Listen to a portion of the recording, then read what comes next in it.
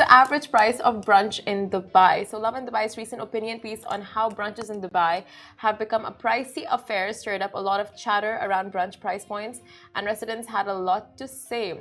So it seems like prices of brunches in the city have skyrocketed in the recent years, and it's becoming quite a pricey affair. In fact, a recent analysis conducted by Dizzer, the ultimate F&B discovery platform in Dubai, supports this notion.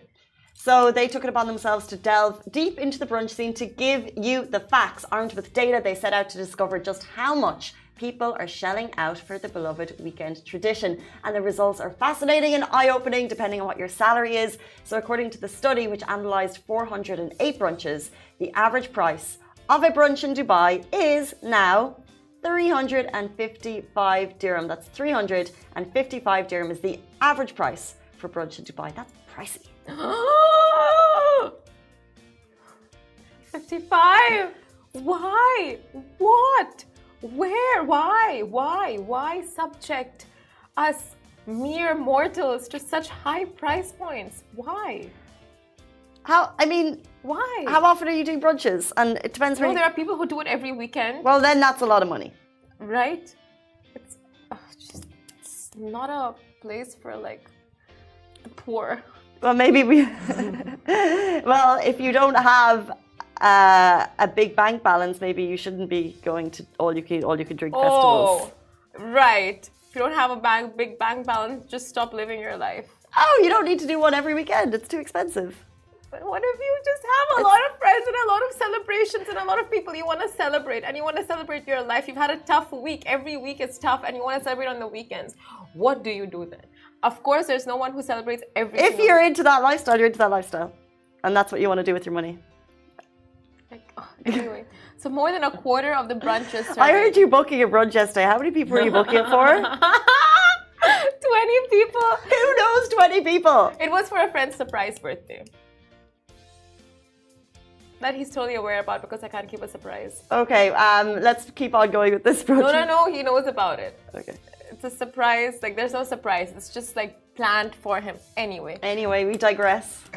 I'm not the best surprise keeper, like you can see. More than a quarter of the brunches surveyed were priced at a staggering 400 dirhams or more.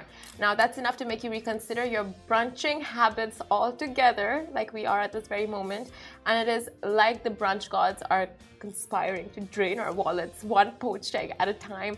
However, there is one particular brunch that takes the cake, or rather takes the waffles. Prepare yourselves for the mind-boggling fact: the most expensive brunch in Dubai, boasting the illustrious house package, will set you back a jaw-dropping 698 dirhams, almost 700 dirhams for a brunch experience that will undoubtedly leave you with a significant dent in your brain, your wallet, your life, your bank account.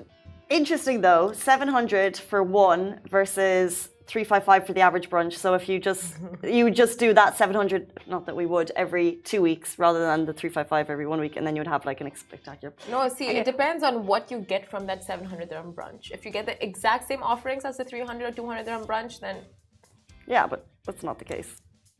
Sometimes it's just the venue that's different.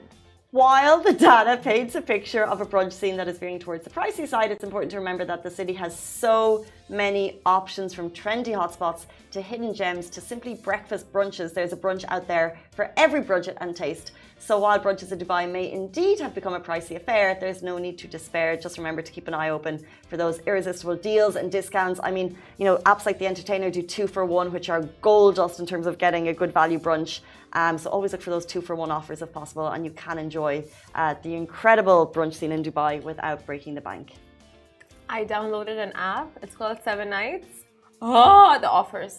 Deals. The deals. 2 for 1 a brunch. 50% off, 2 for 1, all those deals. Like I found one at Trader Vic's Saturday. It's like 400 dirhams. With this app, it's 225 dirhams. Imagine. Like, whoa.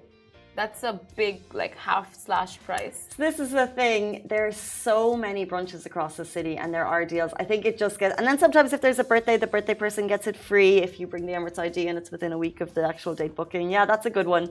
So there are deals and discounts. I think in general, it's interesting to look at the price of that you said is $355 for the average brunch.